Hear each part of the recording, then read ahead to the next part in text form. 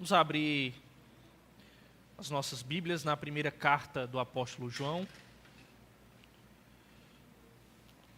capítulo 4.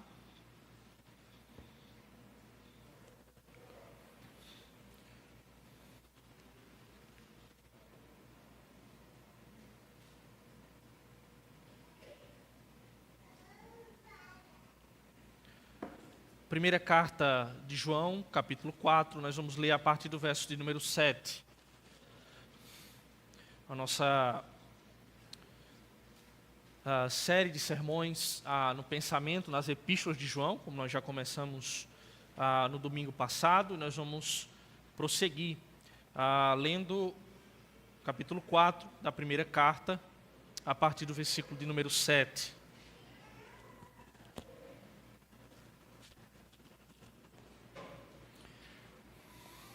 A palavra do Senhor nos diz: Amados, amemo-nos uns aos outros, porque o amor procede de Deus. E todo aquele que ama é nascido de Deus e conhece a Deus. Aquele que não ama não conhece a Deus, pois Deus é amor. Nisto se manifestou o amor de Deus em nós, em haver Deus enviado o seu Filho unigênito ao mundo, para vivermos por meio dele. Nisto consiste o amor, não em que nós tenhamos amado a Deus, mas em que Ele nos amou e enviou o seu Filho como propiciação pelos nossos pecados. Amados, se Deus de tal maneira nos amou, devemos nós também amar uns aos outros. Ninguém jamais viu a Deus. Se amarmos uns aos outros, Deus permanece em nós e o seu amor é em nós aperfeiçoado. Nisto conhecemos que permanecemos nele e ele em nós, em que nos deu do seu Espírito. E nós temos visto e testemunhamos que o Pai enviou o seu Filho como Salvador do mundo. Aquele que confessar que Jesus é o Filho de Deus, Deus permanece nele e ele em Deus. E nós conhecemos e cremos no amor que Deus tem por nós. Deus é amor, e aquele que permanece no amor, permanece em Deus e Deus nele.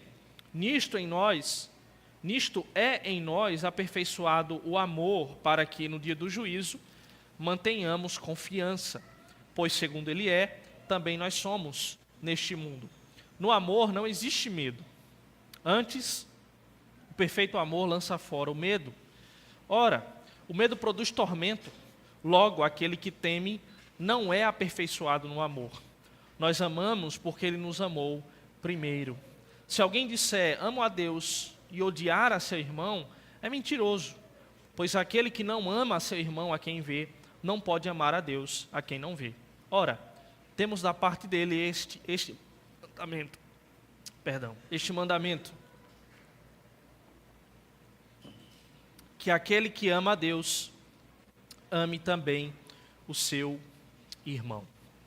Os irmãos mantenham a Bíblia aberta, para que possamos, durante a exposição, caminhar por esse texto, pela profundidade e pela beleza desse texto. Irmãos, o que é o amor? Essa pergunta ela é importante, porque o amor ele se faz presente na nossa vida de maneira muito constante, nas nossas relações, é fruto de canções, né, que falam sobre o amor de diversas formas. Então o amor ele está presente em nossas vidas. Então a pergunta o que é o amor, ela é importante. Embora seja uma pergunta que lide com algo que é tão presente em nossas vidas. Muitas vezes a gente pode ter dificuldade de definir o que é de fato o amor. Se a gente olhar para o lugar em que geralmente as pessoas buscam definições de palavras, que é o dicionário, né, nós temos a seguinte definição: que amor é uma forte afeição por outra pessoa. Afeição, sentimento, nascido de laços ou de consanguinidade, ou seja, você ama alguém porque é o seu parente, é um pai, uma mãe, um irmão, um filho, ou que nutre, que surge, que nasce a partir das relações sociais. É uma afeição, um sentimento. Mas, irmãos, quando nós buscamos em diversas áreas do conhecimento, nós percebemos que o amor é um conceito complexo. É um conceito que aparece com muitas faces. E tem sido explorado no decorrer da história por filósofos, por poetas, por cientistas, por teólogos. O amor pode ser descrito de várias formas, dependendo do contexto em que ele é analisado. Por exemplo, para pensarmos em algumas abordagens, em alguns aspectos, em algumas perspectivas diferentes sobre o que é o amor, por exemplo, em algumas correntes da psicologia, o amor é frequentemente visto como uma emoção intensa, que envolve afeto profundo, carinho e conexão emocional com outra pessoa. Então, mais uma vez, nós temos uma definição que se encontra aí com a definição do dicionário. É emoção intensa, afeto profundo, carinho, conexão emocional com outra pessoa. Mas se nós formos para a biologia, do ponto de vista biológico, o amor ele é frequentemente associado a uma série de reações químicas no cérebro. Então, são reações físicas, químicas no cérebro de alguém, por neurotransmissores como dopamina, ocitocina, serotonina, e desempenham papéis importantes na experiência do amor, contribuindo para as sensações de prazer, vinculação e bem-estar. Por isso que, tanto na psicologia quanto na biologia, vai dizer que amar faz bem. Há uma resposta emocional, psicológica e biológica no nosso corpo que nos faz bem. Ter essas emoções, essas afeições, sentir amor. Na perspectiva filosófica, os filósofos ao longo dos séculos têm oferecido diversas definições e interpretações de amor. Por exemplo, Platão diferenciava entre o amor físico, que chamava de eros, e o amor espiritual, ágape, que é a palavra que nós mais encontramos no original grego do Novo Testamento, traduzido para a nossa palavra no português, amor, ágape, ou agapau, amor. Enquanto outros, como Nietzsche, viam o amor como uma força poderosa e transformadora que pode transcender a condição humana. Mas ainda amor pode ser definido culturalmente. E culturalmente o amor pode ser interpretado de diferentes maneiras em diferentes sociedades e tradições. Em algumas culturas, o amor romântico, por exemplo, pode ser altamente valorizado, idealizado. Enquanto que em outras civilizações, em outras culturas, o amor pode ser focado mais na família, mais na comunidade, mais nas obrigações sociais. Por último, nós temos as abordagens religiosas, e aí cada religião vai abordar o amor de diferentes perspectivas. Muitas religiões têm suas próprias interpretações do amor.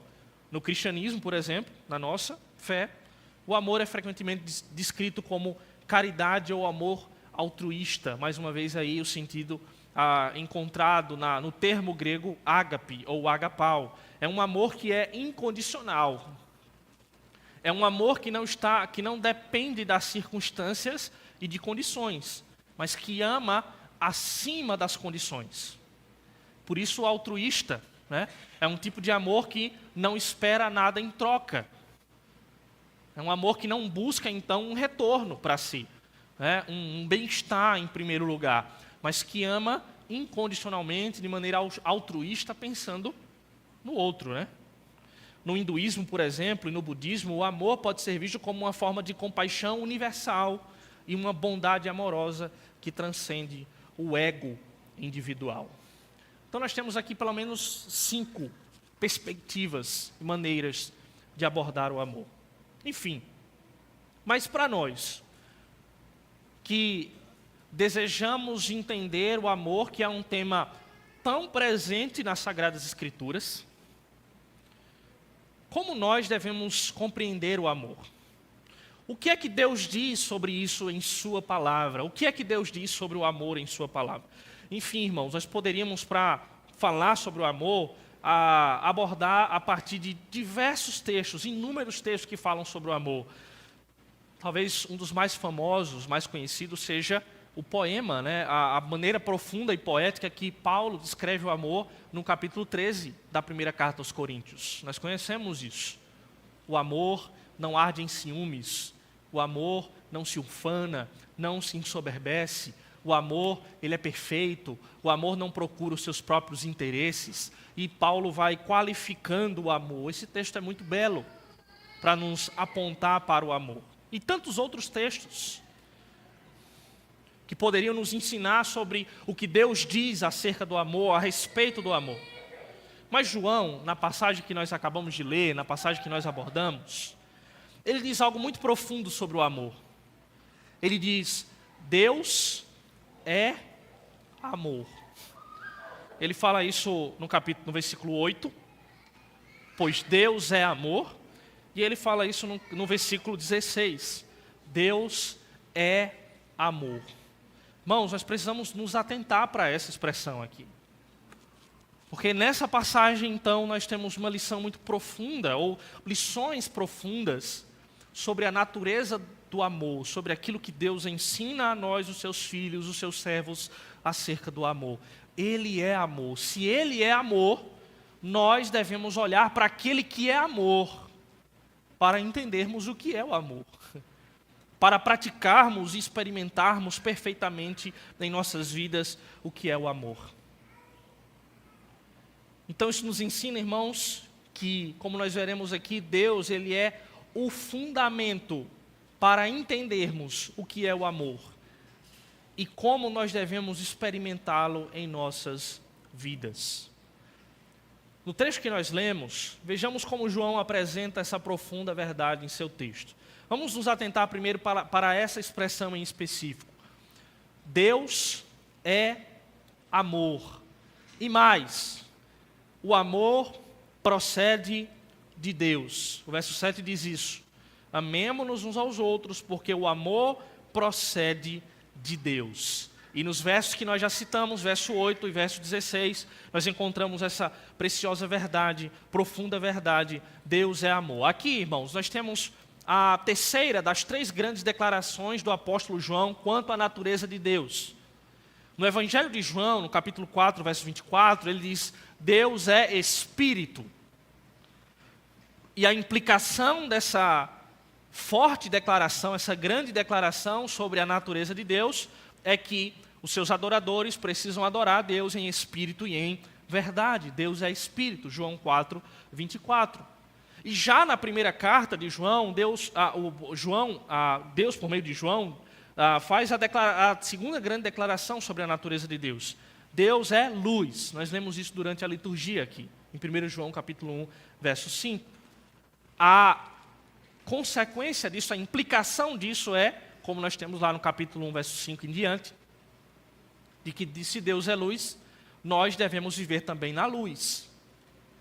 Como filhos da luz, como filhos de Deus, e se Deus é luz, nós devemos viver na luz e não andarmos em trevas. O texto diz, porque se Deus é luz, não há nele treva nenhuma. Então, qual é a implicação dessa terceira grande declaração de João acerca da natureza de Deus? Deus é amor. Isso aqui aponta, irmãos, para uma perfeição ou um atributo de Deus, do caráter de Deus. Mas muito mais, um comentarista afirmou o seguinte sobre essa passagem: o amor não é simplesmente uma qualidade que Deus possui, mas o amor é aquilo que Ele é por sua própria natureza. Nós temos, por exemplo, o mesmo João se referindo a Cristo, e se nós entendemos que Cristo ele é Deus, cremos e afirmamos, assim como João, que Deus, Cristo, é verdade também. Ele é o caminho, Ele é a verdade e Ele é a vida. Então, esses atributos são perfeições ou qualidades essenciais do ser divino. Se Deus é espírito, isso quer dizer que Ele é um ser espiritual, que Ele não é físico, que Ele não tem corpo. Se Deus é luz e não há treva nenhuma em Deus, significa que se Deus é amor, tudo aquilo que é oposto ao amor não pode ser encontrado na natureza divina, no caráter divino. Deus é, em sua essência, amor. e todo amor genuíno procede de Deus. É isso que nós estamos vendo aqui. O amor procede de Deus. Ele é o fundamento, Deus é em sua essência, em sua natureza, amor, e todo amor procede dele. Então ele é a fonte de todo amor. O fundamento e a fonte. Isso nos aponta, irmãos, para o fato de que, se nós temos uma relação com Deus, nós precisamos experimentar desse genuíno amor. Nós precisamos viver esse genuíno amor. E entender que esse amor, como nós vemos aqui no texto, foi dispensado em nossas vidas. O amor procede de Deus. Isso fala do amor de Deus por nós, mas desse amor como sendo o fundamento para o tipo de amor que experimentamos em nossas relações sociais. É importante, irmãos, percebermos que, embora o texto diz que Deus ele é amor, o contrário não pode ser dito. O amor não é Deus. O amor não é Deus. Deus é amor, mas o amor não é Deus. Porque veja que alguns usam a ideia de Deus ser amor para, a partir da sua perspectiva, do seu entendimento do que é amor, dizer que, olha, isso aqui é Deus. Essa coisa aqui, essa sensação, essa experiência humana, ou esse calor que eu sinto no peito, ou aquilo que eu posso ver fisicamente como fruto do amor, isso aqui é Deus. E não um ser que é transcendente, e que tem na sua natureza essencial, ou que é na sua natureza essencial, melhor dizendo, amor. Deus é amor, mas o amor não é Deus. Em Deus podemos definir corretamente o amor, mas não podemos reduzir Deus a apenas uma de suas perfeições, que é o amor. Inclusive, irmãos, a palavra de Deus nos alerta sobre tipos de amor que são condenados por ele. O próprio João, na sua carta, lá no capítulo 2, verso 15, diz: não ameis o mundo, nem as coisas que há no mundo. Se alguém amar o mundo, o amor do Pai não está nele. Então, nem todos amores são amores divinos.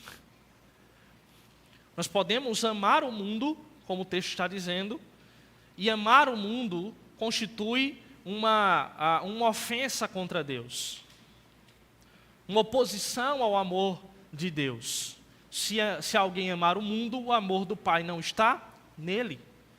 Esse é um exemplo de outros textos que poderíamos citar, em que Deus, por exemplo, condena amar qualquer coisa mais do que Ele, mais do que o próprio Deus. Porque nós precisamos amar a Deus sobre todas as coisas. Então Deus é amor, mas há concepções equivocadas de amor que tentam colocar Deus nessa relação. Então Deus é amor em sua essência, Deus é amor em sua natureza. É a primeira coisa que o apóstolo João nos ensina no texto. Mas em segundo lugar, como esse amor de Deus se revela? Como esse amor que não pode ser visto, tocado, percebido, como sendo uma essência, um aspecto, uma perfeição de Deus, como ele se revela no mundo? Como ele se revela a nós? Em segundo lugar, o texto diz que o amor de Deus é revelado no Evangelho. O verso 9 diz assim: nisto se manifestou o amor de Deus em nós, em haver Deus enviado o seu Filho unigênito ao mundo, para vivermos por meio dele. Nisso consiste o amor, não em que nós tenhamos amado a Deus, mas em que ele nos amou e enviou o seu Filho como propiciação pelos nossos pecados. Então veja, João ele usa aqui nos versos 9 e 10 duas expressões parecidas, né? Nisto se manifestou o amor. Então o amor de Deus se tornou manifesto no mundo. O amor de Deus se tornou visível onde? Na cruz, na obra de Cristo. Se manifestou o amor de Deus por nós ou em nós, no fato de Deus, o Pai, ter enviado o seu Filho, o seu único Filho, a palavra aqui unigênito, o Filho gerado do Pai. Isso gerou a famosa declaração, categórica declaração confessional ao longo da história, de que Cristo é o Filho gerado do Pai. Gerado eternamente do Pai, não criado, mas gerado eternamente no Pai, ou do Pai. Enviou o unigênito ao mundo para vivermos por meio dele. E aí no verso 10, uma expressão também parecida com a do verso 9. Nisso consiste o amor. Isso é o amor. João está dizendo o que é o amor. Isso é o amor. O que é o amor? Não em que nós tenhamos amado a Deus, mas em que Ele nos amou e enviou o seu Filho como propiciação pelos nossos pecados. O amor de Deus é revelado no Evangelho. O amor de Deus é revelado na cruz, na obra de Cristo.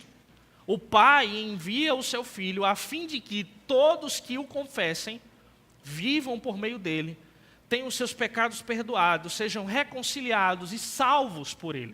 O texto diz que Deus nos amou e enviou o seu Filho como propiciação pelos nossos pecados. O verso 14 diz assim: e nós temos visto e testemunhamos que o Pai enviou o seu Filho como Salvador do mundo. Aquele então que confessar que Jesus é o Filho de Deus, Deus permanece nele e ele em Deus.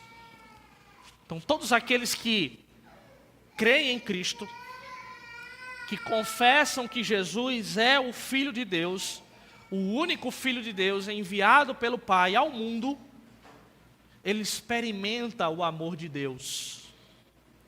Esse amor que é revelado no Evangelho. O apóstolo Paulo, ele disse algo semelhante na carta aos Romanos, capítulo 5, verso 8. Deus prova o seu próprio amor para conosco pelo fato de ter Cristo morrido por nós, sendo nós ainda pecadores. Deus prova o seu amor quando Cristo morre por nós, sendo nós ainda pecadores. Que grande amor! Fundamento do amor. Deus é amor em sua essência, em sua natureza, e Ele revela, Ele manifesta, Ele torna visível esse amor na cruz. Em que na cruz, nós vimos isso pela manhã, nós temos a graça e a verdade, a justiça e a paz se encontrando e se beijando. Salmo 85, verso 10. A justiça e a paz se beijaram na cruz. A perfeita harmonia da manifestação da ira de Deus contra o pecado, mas também do seu grande amor para com o seu povo eleito. A cruz perdoa os nossos pecados, o Evangelho aplaca a ira do Pai sobre nós, nos reconcilia e permite que nós agora tenhamos comunhão novamente com Deus. Aquilo que uma vez o pecado quebrou, que foi a nossa comunhão com Deus, a comunhão com o Pai. Agora nós temos isso conquistado para nós por meio do Evangelho, na cruz. O amor de Deus, ele é manifestado. O amor de Deus, ele é revelado. O amor de Deus se torna visível no Evangelho. Assim o texto diz: se Deus nos amou de tal maneira, verso 11, amados, se Deus de tal maneira nos amou, nós devemos também amar uns aos outros. Isso nos leva para a terceira verdade, o terceiro argumento do apóstolo João sobre a verdade do amor nesse texto. Deus é amor em sua essência, Deus é amor em sua natureza, Ele revela o seu amor na cruz, Ele revela o seu amor no Evangelho. E o texto então diz, João então chama a nossa atenção, se nós somos amados dessa maneira, então amemos também a terceira verdade sobre o amor. Nós devemos amar uns aos outros. Veja, irmãos, que nas parábolas de Cristo, eu lembro aqui de uma em específico, que fala sobre perdão, em que Jesus conta que um homem foi perdoado de uma dívida que tinha, de uma pequena dívida, mas quando encontrou alguém que o devia, ele foi perdoado de uma grande dívida. Quando ele encontrou alguém que devia a ele uma pequena dívida com ele, ele não perdoou esse camarada.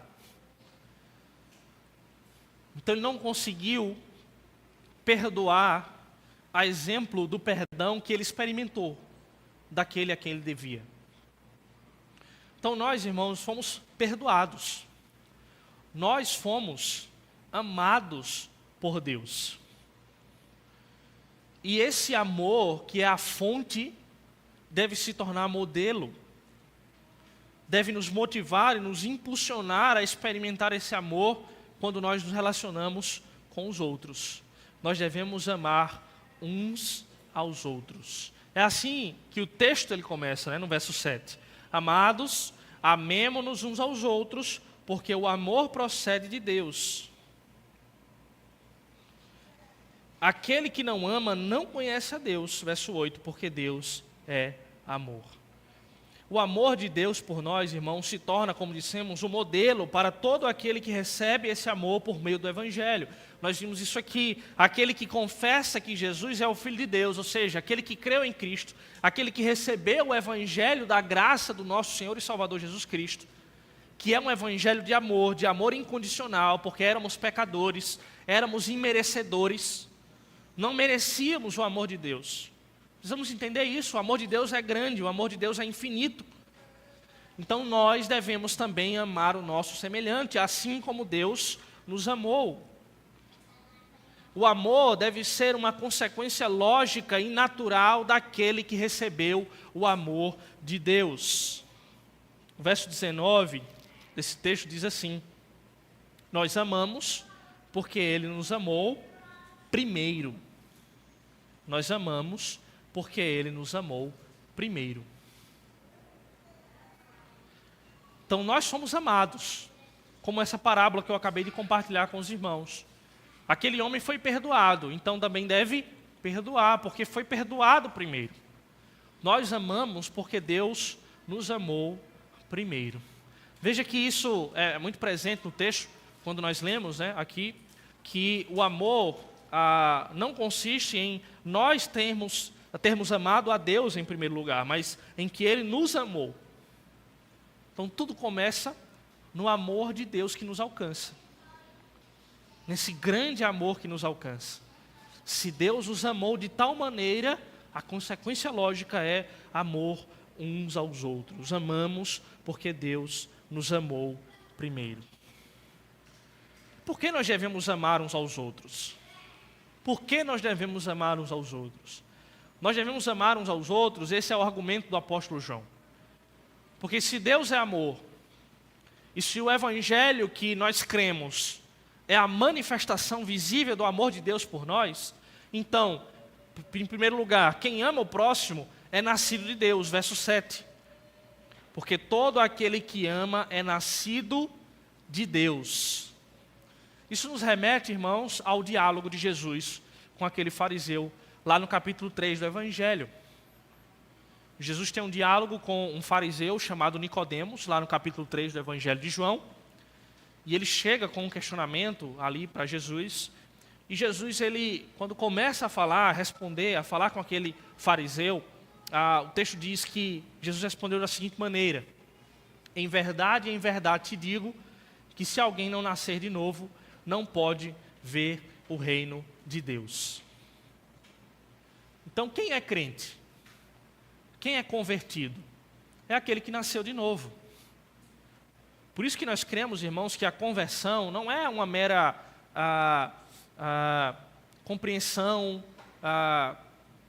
intelectual, eu entendi uma informação, eu mudei de religião, eu agora faço parte de uma membresia de uma igreja. A conversão é uma transformação. Você estava morto em seus delitos e pecados e agora você tem vida em Jesus. Novo nascimento, é conversão, é regeneração. Você estava morto e agora vive em Cristo. Por isso que Cristo diz, se você não nascer de novo, você não entra no reino de Deus. É por isso que tem muito membro de igreja que não entrou no reino de Deus, nem entrará no reino eterno de Deus, porque é só membro de igreja. Não nasceu de novo, não foi regenerado, não foi transformado pela graça. Porque não basta ser membro de igreja, precisa nascer de novo. Então, quem nasceu de novo, quem nasceu de Deus, quem foi regenerado, quem alcançou vida em Cristo por meio do Evangelho, que é a manifestação do amor de Deus, agora deve amar o próximo. Quem ama é nascido de Deus. Irmão, você já parou para pensar que a falta de amor, a incapacidade de muitos de amar ao próximo, pode dizer que essa pessoa não se converteu, não foi convertida pelo Senhor? Que ela não nasceu de novo?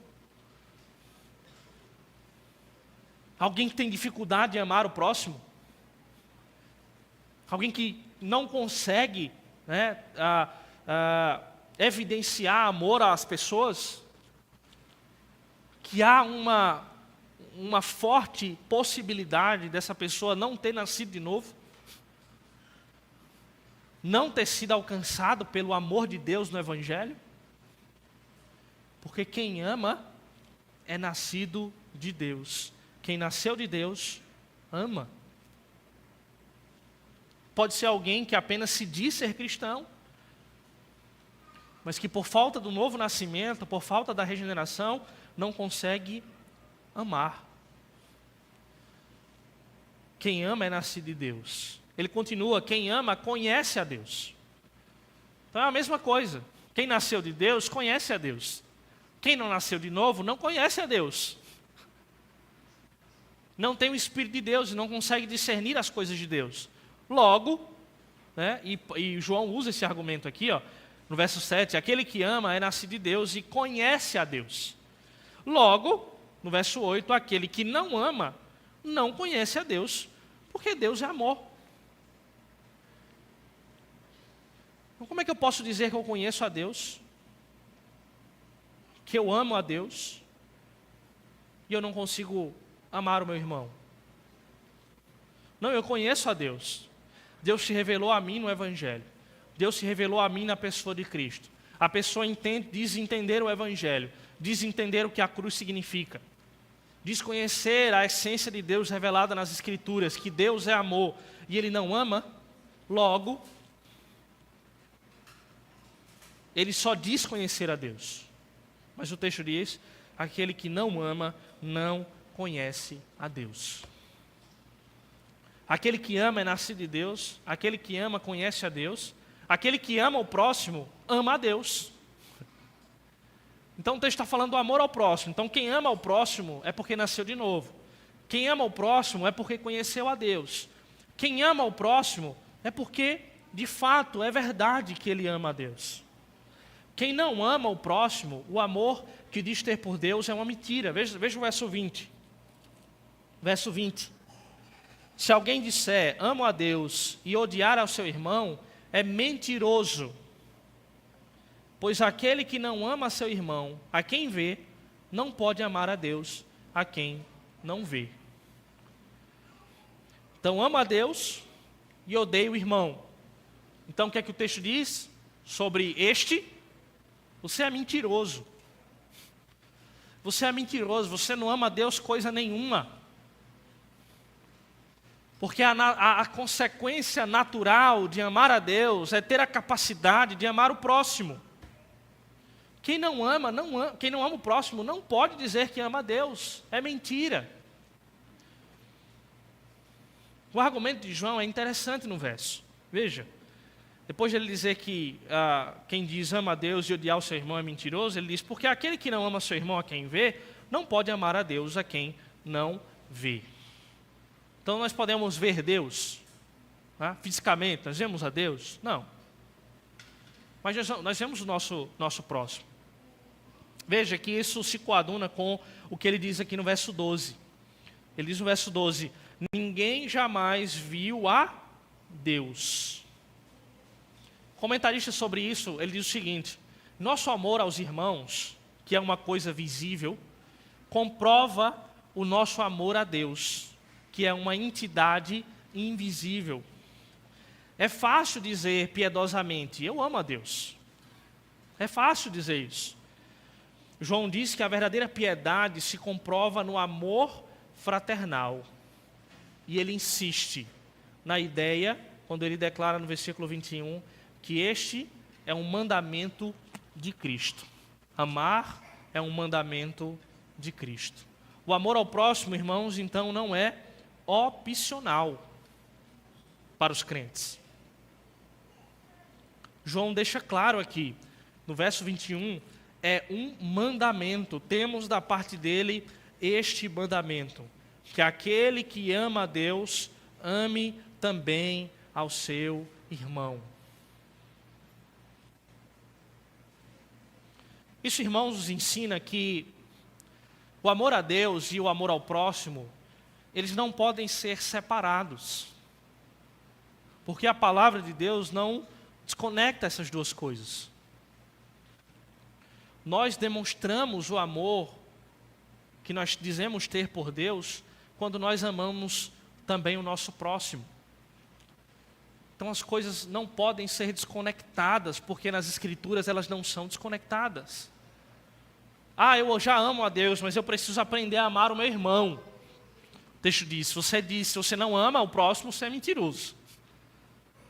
Então as duas coisas precisam caminhar juntos. Enquanto eu cresço, e como, para usar uma expressão que nós vamos ver aqui mais adiante, quando eu cresço no amor a Deus, sou aperfeiçoado no meu amor por Deus, eu também sou aperfeiçoado no meu amor ao próximo. Isso é mandamento. Isso nos lembra, irmãos, o que Jesus ensinou em Marcos 12, 29 a 31. Os fariseus, eles chegaram a Jesus e perguntaram: qual é o grande mandamento da lei? Qual é o principal mandamento da lei? E Marcos 12, 29 a 31, Jesus respondeu: o principal é: ouve, ó Israel, o Senhor nosso Deus é o único Senhor. Amarás, pois, o Senhor teu Deus de todo o teu coração, de toda a tua alma, de todo o teu entendimento e de toda a tua força. E o segundo é: amarás o teu próximo como a ti mesmo. Não há outro mandamento maior do que estes. Então veja, são dois aspectos do mesmo mandamento de Deus. Em outras passagens bíblicas nós vamos ler que o amor, ele resume a lei. O amor de Deus, o amor por Deus e ao próximo é o resumo de toda a lei. Porque quem ama, cumpre a lei. Quem ama, cumpre a lei. O amor a Deus é a motivação, o fundamento para obedecer a Deus, para cumprir a lei. Eu amo a Deus, por isso eu obedeço. Eu amo a Deus, por isso eu cumpro a sua lei. E conectado a isso, intimamente, inseparavelmente, está o meu amor ao próximo. Amarás o teu próximo como a ti mesmo. Então Deus é amor, e o seu amor é revelado plenamente, perfeitamente manifestado no Evangelho de Cristo. E se fomos alcançados, uma vez que fomos alcançados pelo Evangelho, uma vez que recebemos esse amor revelado no Evangelho, nós precisamos amar uns aos outros. Pergunte a si mesmo o porquê da sua dificuldade em manifestar amor ao próximo. Manifestar amor ao seu irmão. Veja, e a palavra de Deus poderíamos aqui, como dissemos na própria introdução, nós poderíamos gastar tanto tempo falando dos textos que falam sobre amor, né? Inclusive aqueles que dizem assim: não ame só o seu amigo, não ame só aquele que é próximo, mas ame aquele que te persegue, ame aquele que é considerado o seu inimigo. Você consegue amar o seu inimigo? É um mandamento de Deus. Ele diz assim: amar o colega, amar o amigo, amar o parente, é fácil. Pensemos, por exemplo, na lealdade que há entre os membros de facção, os bandidos, os assassinos, né? Eles têm pessoas que eles se aliam, eles têm lealdade, né? Poderíamos dizer que eles amam algumas pessoas. Mas até o momento que essa pessoa fizer algo que desagrada esse cidadão. Aí ele vai para a vala como os outros, né? Mas se ele estiver andando direitinho, né, fazendo aquilo que agrada o outro, aí ele vai receber amor em troca. O texto diz, a palavra de Deus diz, é fácil amar aquele que me ama. É fácil amar aquele que me agrada. Mas a partir do momento que eu vejo que o outro não está mais me agradando, não está mais me respondendo, né, me satisfazendo da maneira que eu espero, agora eu não amo mais. É terrível, irmãos, o texto diz, olha, a gente não pode odiar. O texto fala, usa esse termo, você não pode amar a Deus e odiar o irmão. E odiar o seu irmão. Tem pessoas que se dizem cristãos e conseguem dizer que odeiam alguém. Eu odeio a fulano, né, por aquilo que ele me fez. Mas o texto diz, nós não podemos dizer que amamos a Deus e odiarmos os nossos irmãos. Ou odiarmos o nosso próximo. Porque está intimamente ligado o amor a Deus e o amor ao próximo. Jesus, quando foi perguntado acerca de quem era o próximo, né? Quem é o próximo que eu devo amar? Como foi que Jesus respondeu? Contou aquela parábola que nós conhecemos, né? Do bom samaritano. Então foi o sacerdote que passou por aquele moribundo ali à beira do caminho, aquela pessoa que foi assaltada, espancada, estava quase que morta. E aí passou o sacerdote, seguiu viagem. Passou o levita, seguiu viagem.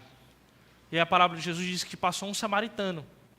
E aí o samaritano se compadeceu daquele homem à beira do caminho, tomou, colocou no seu animal, levou para uma hospedaria, tratou dos seus ferimentos, pagou ali o tempo que ele ia ficar, disse, olha, se ele ficar mais alguma coisa, quando eu voltar, eu acerto também. Aqui nós temos um elemento importante, central, no amor que nós devemos dispensar para o nosso próximo. Um amor sacrificial. Como Paulo diz em 1 Coríntios 13, é um amor que não procura os seus próprios interesses. É um amor que faz com que a pessoa saia do seu lugar de conforto para se colocar no lugar do outro. E ajudar o próximo, e amar ao próximo, um amor sacrificial. Veja que no capítulo 3 de João, da primeira carta de João aqui, versículo 16, diz assim, nisto conhecemos o amor. Cristo deu a sua vida por nós e devemos dar nossa vida pelos irmãos. Dar a vida. Um amor que é um amor de sacrifício, um amor sacrificial. Então veja, isso deve ficar na nossa mente a partir da palavra de Deus. Se Deus de tal maneira nos amou, que é o segundo ponto que nós vimos, o Evangelho, então nós devemos também amar uns aos outros. Não faz sentido, irmãos, dizermos que cremos no Evangelho e não amarmos o nosso próximo. E em último lugar, irmãos, à medida que amamos e permanecemos em Deus, por meio da fé no Filho, nós somos progressivamente aperfeiçoados no amor. Veja, o amor é perfeito, mas nós ainda não somos. O versículo 18 fala que o perfeito amor de Deus lança fora o medo. Então o amor de Deus é perfeito. Inclusive é isso que nós lemos lá em 1 Coríntios 13. O amor ele é perfeito. O amor ele é perfeito, o amor ele é completo, o amor ele é assim. Mas nós não somos ainda. Então veja, em alguns momentos da nossa caminhada, nós vamos ter que reconhecer que nós não estamos amando o nosso próximo da maneira devida e que devemos crescer nesse amor. Eu não estou conseguindo amar o meu irmão, mas eu reconheço que isso é um pecado. E aí eu avanço, à medida que eu permaneço em Deus, confessando o Filho, eu vou progressivamente sendo aperfeiçoado no amor. a expressão permanecer, aqui ela aparece algumas vezes, né? Verso 2 em diante, né? 12, perdão. Diz assim, se amarmos uns aos outros, Deus permanece em nós e o seu amor em nós é aperfeiçoado. Aí o verso 13 ele diz, nisso conhecemos que permanecemos nele e ele em nós, em que nos deu do seu Espírito. E nós temos visto e testemunhamos que o Pai enviou o seu Filho como Salvador do mundo. Aquele que confessar que Jesus é o Filho de Deus, Deus permanece nele e ele em Deus. Verso 16, ele repete de novo essa expressão. E nós conhecemos e cremos no amor que Deus tem por nós. Deus é amor, e aquele que permanece no amor, permanece em Deus, e Deus permanece nele. Então, veja que a expressão permanecer, ela aparece várias vezes aqui. Então, nós cremos em Cristo, pertencemos a Ele, e precisamos permanecer nesse amor, perseverar nesse amor, perseverar nessa relação com o Pai e com o Filho e com o Espírito. Porque o texto fala do Pai, fala do Filho e fala do Espírito que habita em nós, do Espírito que foi derramado em nós, do Espírito que foi dado por Deus.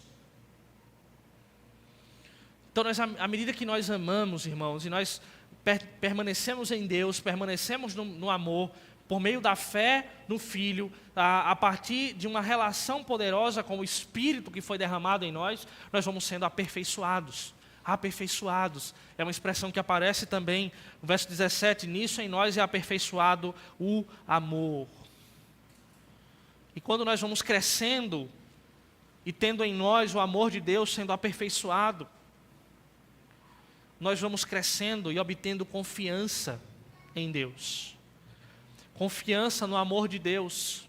Veja que o verso 17 diz assim, nisto em nós é aperfeiçoado o amor, para que no dia do juízo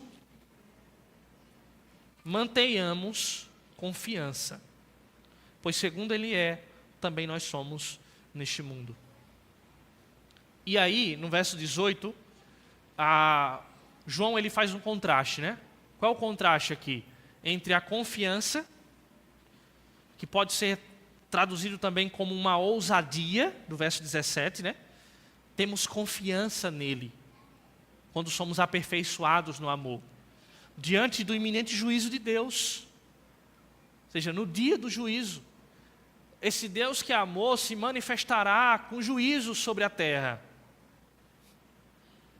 Porque Ele designou e determinou um dia em que Ele vai julgar a todos por meio do Seu Filho. Mas quando nós permanecemos no amor de Deus, nós temos confiança, segurança, ousadia, porque fomos perdoados, fomos redimidos, fomos reconciliados. E aí o contraste do verso 18 é o medo.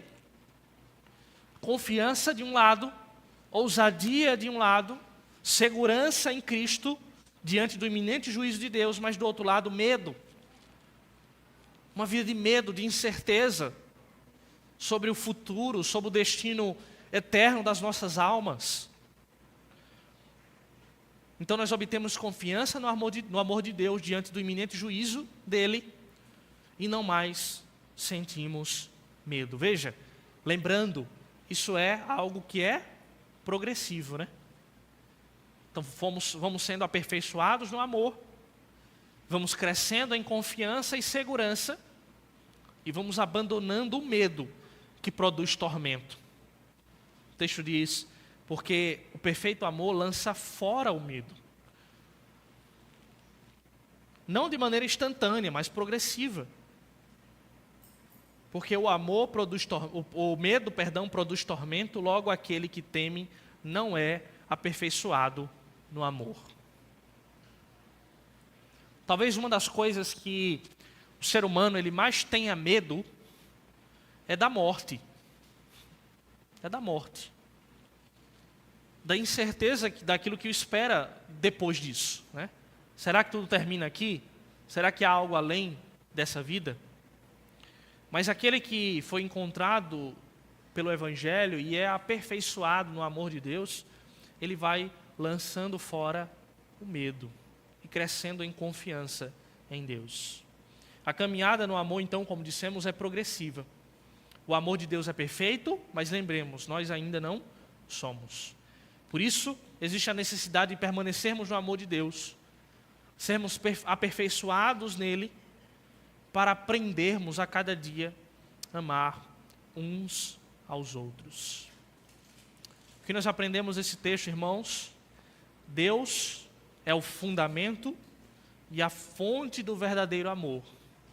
E o seu amor revelado por nós no Evangelho do nosso Senhor e Salvador Jesus Cristo é a base para o amor que devemos ter uns pelos outros. Vamos orar? Senhor nosso Deus e Pai, nós louvamos, engrandecemos o Teu nome pela Tua palavra suficiente, poderosa e eficaz. E pedimos, rogamos ao Senhor, aperfeiçoa-nos nesse perfeito e profundo amor. O Senhor é amor. O Senhor revelou o seu amor na cruz. E nós, ó Pai, que experimentamos desse amor, que o Senhor Deus, pelo poder do Espírito que foi derramado uma vez por toda em nós, de uma vez por todas em nós, que possamos, pela graça do Senhor, crescermos no amor do Senhor. Ajuda-nos, ó Deus, e perdoa-nos. Perdoa-nos todas as vezes que não amamos o Senhor acima de todas as coisas, que não amamos o Senhor de todo o nosso coração, de todo o nosso entendimento, de toda a nossa força. E perdoa-nos por todas e as inúmeras vezes que não demonstramos amor pelo nosso próximo. Que o Senhor nos ensine amor, um amor sacrificial, um amor que tem fundamento no seu ser, na sua pessoa, na natureza do ser divino, para que, como teu povo, como povo que invoca o teu nome, como povo que confessa o poderoso nome de Cristo, que nós possamos, ó Pai, evidenciar esse amor nas nossas relações, nos nossos ajuntamentos, nos nossos corações, nas nossas palavras, nas nossas intenções. Ensina-nos, ó Pai, sobre esse perfeito e sublime amor. Assim nós oramos em Cristo, para a glória do Senhor. Amém e amém.